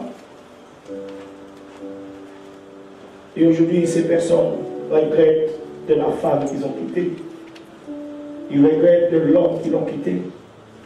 Parce qu'ils n'ont pas vu la peine qu'il avait. Il suffit de nettoyer le diamant, on revoit ça le diamant. Un diamant ne trouve jamais propre, on ne le nettoie pas. Un diamant n'est jamais taillé. On le taille. Et il devient un diamant. taillé à la façon du propriétaire. Parce que tout propriétaire ne taille pas son diamant pareil. Ta femme a été taillée pour toi. Ta mari a été taillé pour toi. Ne laisse aucune femme tailler ton diamant. Parce que ce n'est pas toi le propriétaire. De là, on prend un madame qui a taillé. Un homme qui a taillé, il faut te oui tailler diamant. Et il a plus du boulot. Alléluia. Alléluia. On va se lever. On va se lever. Viens. Tailler un diamant taillé. J'aime bien l'embêter comme son fils. Tailler un diamant taillé, oui, c'est tailler un diamant. Hein? Tu n'as pas réussi, il taille où? Il taille où? Quand un diamant est taillé pour quelqu'un, tu ne peux pas le retailler pour toi. Il y a d'abord faire très attention. Le propriétaire a taillé son diamant selon son goût, selon sa volonté. Vous comprenez? Tu peux tailler en chichette. Tu peux tailler un chichette. Tu peux tailler un chichette. Qui a taillé le chichette? Quel est le maître de chichette? Satanas. Hein? Quel est le maître de chichette? Ça, on me dit le plus fort. Quel est le maître de chichette? Qui a taillé chichette? Et toi, tu peux tailler chichette? Qui n'est pas marié parmi vous tous là? Toi, tu peux tailler chichette? Toi, tu peux tailler chichette? Toi, tu peux tailler chichette? Tu peux tailler chichette?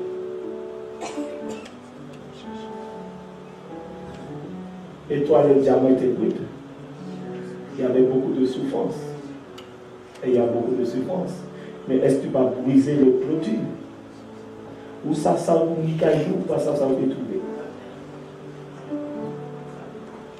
Alléluia.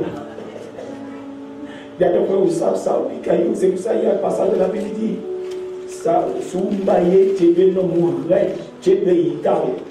Parce qu'au passage, ça vous détruit. Alors, l'homme m'a dit, tu veux madame dormir, même si tu as goûté, même si tu as dormi puis goûté, et puis tout est feuilles, c'est pas grave. Parce que peut-être que tu peux y aller encore plus défaut. Alléluia. Encore on peut tailler. Mais là où il y a un homme qui a taillé, c'est ça difficile. Et que une personne ne peut pas tailler. Là où il y a un homme qui a taillé, une personne ne peut pas tailler. Et que un homme qui a assez taillé, maintenant on va aller sur tailler. Et là c'est plus grave. Un madame qui a taillé, il est très colère. Un homme qui est déjà taillé, qui dit moins, soumettre moins, jamais. Il dit, moi, soumettre trop à des hommes, on va soumettre moi un peu. Alors là, ça grave. Si Jésus n'est pas passé là, on a un problème. Quand tu me regardes, tu as un problème de tailler. Là, il réfléchit parce que là, il y a des problèmes, toi. Non, il y a des problèmes. Donc, ça va, elle est bien taillée. Non, mais il a dit oui, sans condition.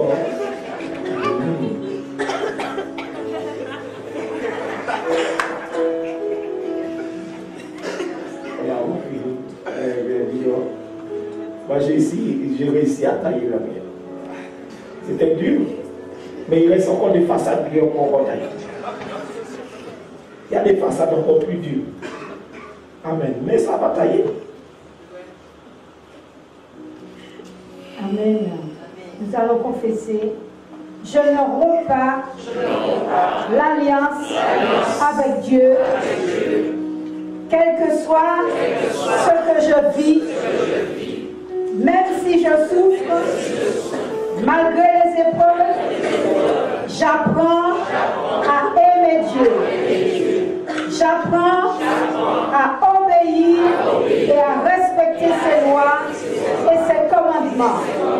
J'accepte de vivre la parole de Dieu en restant dans l'enclos.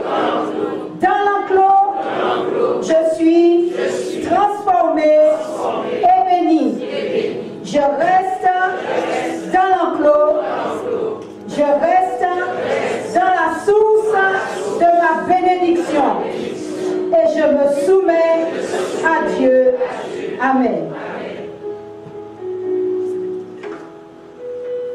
L'histoire, chaque fois, vous allez voir le fils prodigue parce qu'il ne voulait pas se soumettre. Agar parce qu'il ne voulait pas se soumettre. Ils sont sortis dans le clos. C'est ça le problème. Tu as des problèmes, des difficultés dans le clos. Mais tu ne dois pas sortir parce que le but du diable, que tu sors. Et l'ennemi peut utiliser quelqu'un dans le clos pour te faire sortir. Pour te dépouiller. Tu pourras entendre des paroles méchantes sur ta vie. Tu pourras entendre certaines choses qui vont te fâcher. Mais ça ne doit pas pousser à sortir dans le clos. Le but que tu entends des choses sur ta vie. Le but c'est de te mettre en colère. Et quelqu'un qui se met en colère, il brise le clos parce qu'il est en colère.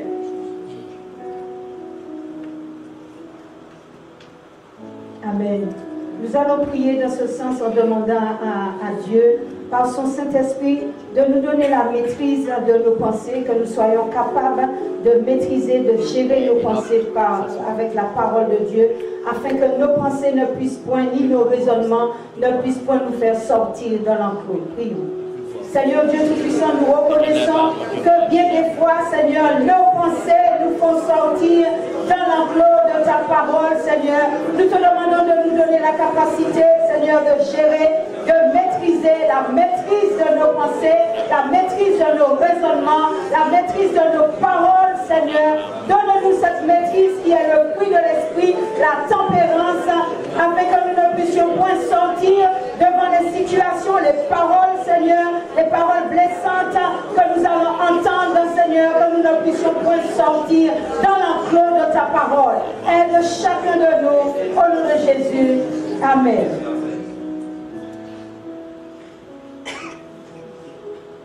C'est le temps où beaucoup de personnes aussi avant qu'elles prient.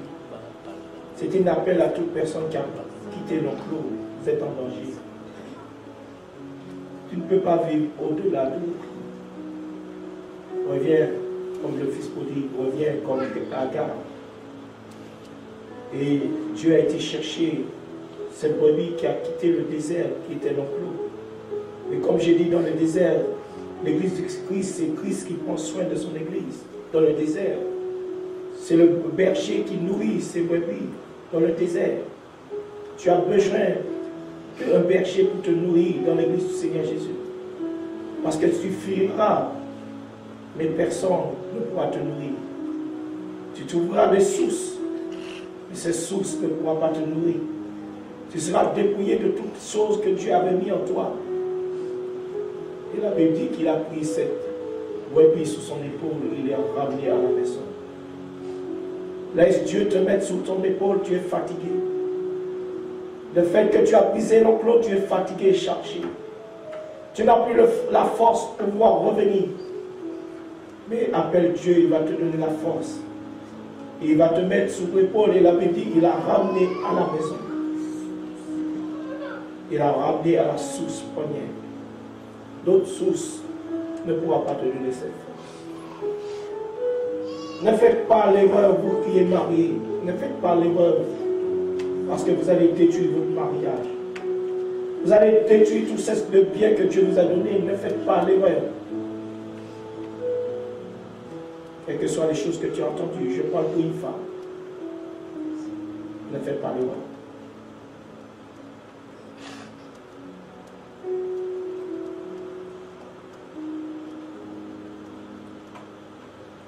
Même si ton mari est difficile à venir, ne fais pas l'erreur.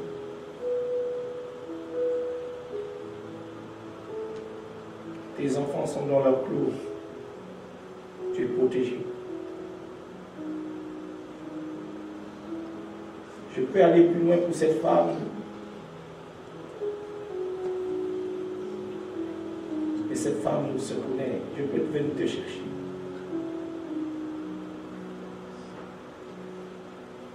Tu as été marié dans cette église. À la matinée.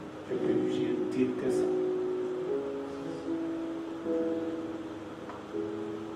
Je peux dire que ça.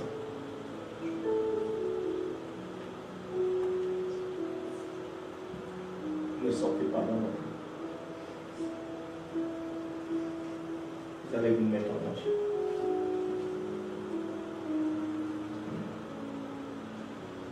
quelles que soient les choses que tu as pu entendre.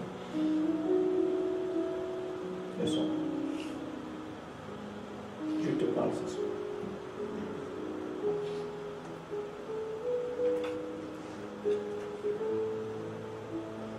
Et j'espère que ton mari reviendra stable dans le couple.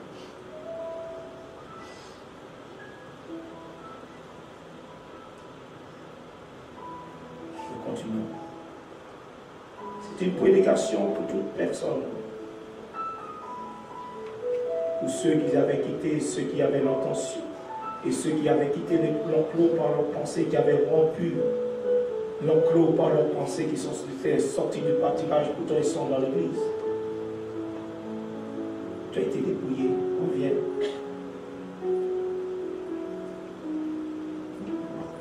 Amen.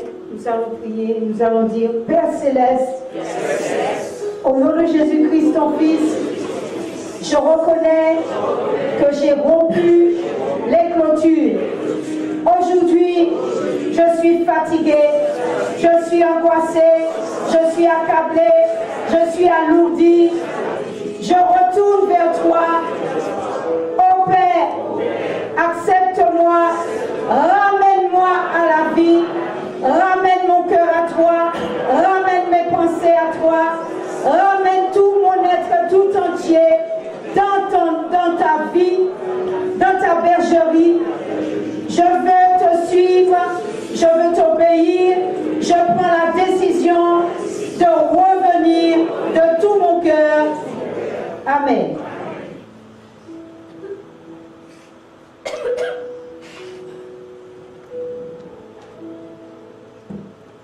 Et nous allons prier pour ceux qui avaient quitté l'enclos, qui étaient dépouillés, qui demandent Dieu pardon, et qui puissent retrouver toute cette grâce.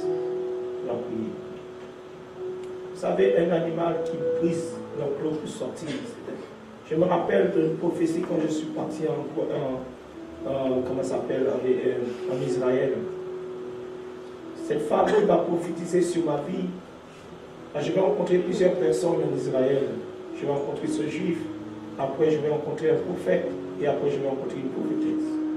Dieu va me mettre par chaque étape dans ma vie en Israël. Parce qu'il me dit, je vais te parler. Alors Dieu va mettre toutes ces rencontres. Et cette dernière personne que je vais rencontrer, c'est une femme. Et il va me dire que je te vois dans un enclos, pas un enclos, un endroit où on met le cheval avant qu'il va sous la piste. Et on enlève le bois pour pouvoir entrer sous cette piste. Et il me dit, je vois que tu es dans cette statère. C'est une sorte de statère. Et tu veux casser ce statère pour sortir. Tu veux briser le bois.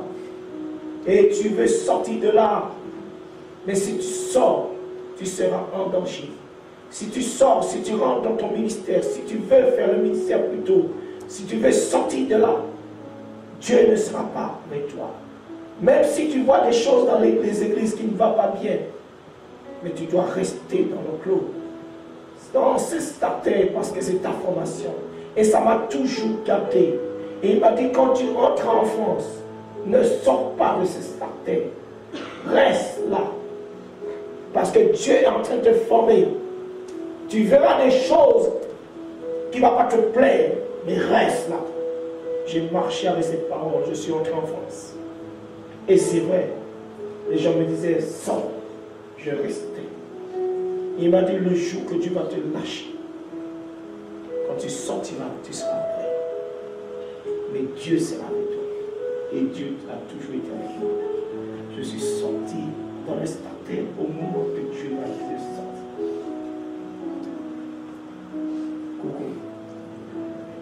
Ça c'est pour moi. Et aujourd'hui, je suis un homme heureux parce que j'ai obéi à Dieu. Je suis resté dedans.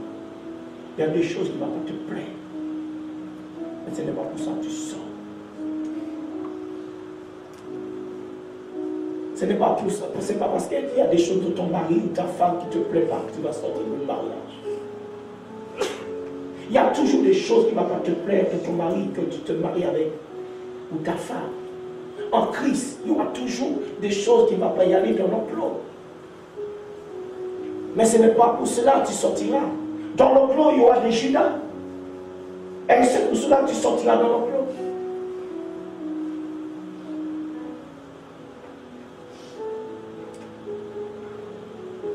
Seigneur Dieu Tout-Puissant, nous te Levez les mains remercions pour ce jour, Seigneur.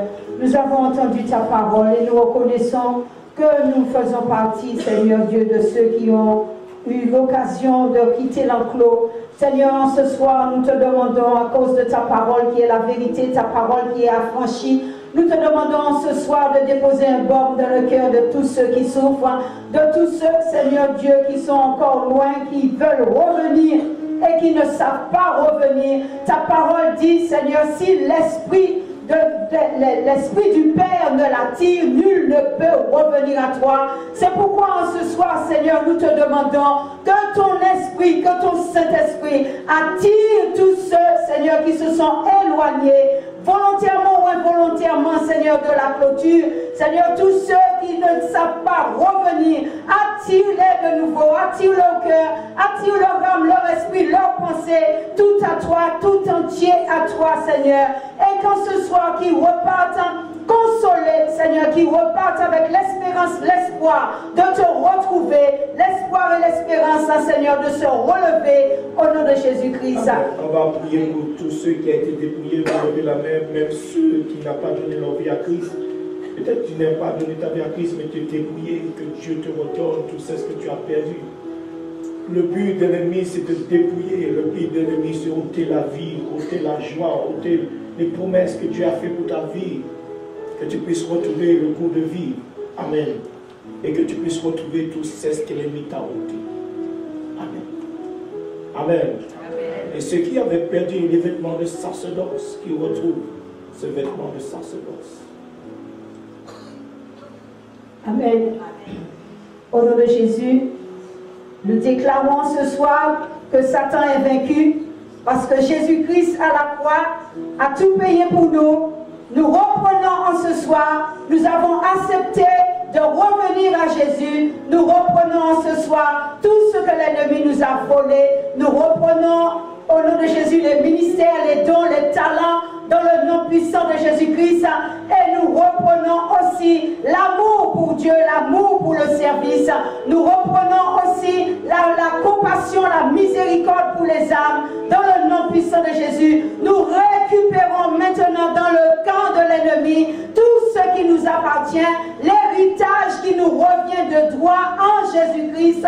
Nous les reprenons en ce soir et que nous puissions rester, demeurer fermes dans l'obéissance et dans la crainte de Dieu. En ce soir, Seigneur, nous te demandons ce soir de bénir tous nos frères et sœurs, tous ceux, Seigneur, qui sont venus en ce soir, qui ont entendu ta parole, que ta grâce descende sur eux, qui repartent consolés, qui repartent dans la joie, qui repartent, Seigneur, avec un cœur rempli de ta présence en ce soir, qui repartent, Seigneur, avec un cœur nouveau, un cœur, Seigneur, pour marcher dans l'obéissance, dans la crainte de ton nom. Seigneur, remplis-les en ce soir, accompagne-les, assiste-les, Seigneur, dans chacun, Seigneur, effort qu'ils vont faire, Seigneur, assiste-les par ton Saint-Esprit et que la réussite, le succès s'attache à eux, que la bénédiction que tu as pour eux s'attache à chacun d'eux, dans le nom de Jésus-Christ. Amen.